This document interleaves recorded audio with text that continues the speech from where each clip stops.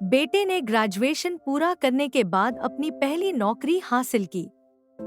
वह बहुत खुश था और उसकी माँ भी उतनी ही खुश थी।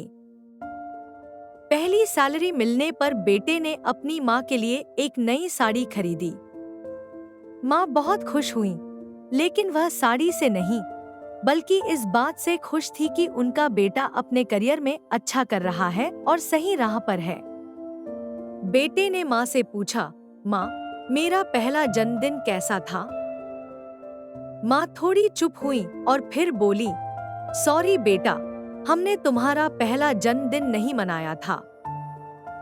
बेटा गुस्से में आ गया और ऊंची आवाज में बोला, क्यों नहीं मनाया माँ? क्या आप लोग खुश नहीं थे मेरे जन्म से? माँ ने शांत स्वर में जवाब दिया, हम सब बहुत खुश थे बेटा, लेकिन तुम्हारे पहले जन्मदिन के समय देश में बहुत भयंकर सूखा पड़ा था। बहुत से भारतीयों के पास खाने को अन्न नहीं था। तब तुम्हारे दादाजी ने कहा कि यह जश्न मनाने का समय नहीं है।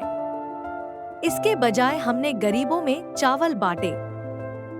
यह सुनकर बेटे की आंखों में आंसू आ गए।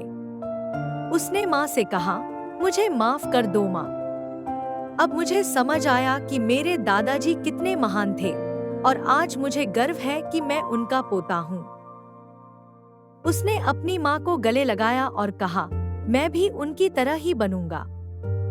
बेटा समझ गया कि असली खुशी दूसरों की मदद करने में है।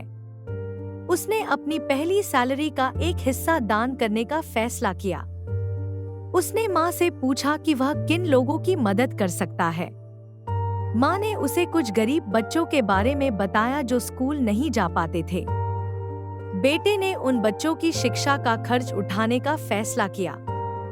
माँ बहुत खुश हुई और उन्होंने बेटे को आशीर्वाद दिया। उन्होंने कहा, तुमने आज मुझे बहुत खुश कर दिया। मुझे गर्व है कि तुम मेरे बेटे हो।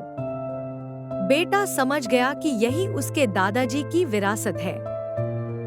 उसने फैसला किया कि वह हमेशा दूसरों की मदद करेगा। यह उसके जीवन का एक नया अध्याय था, जो दूसरों के लिए समर्पित था।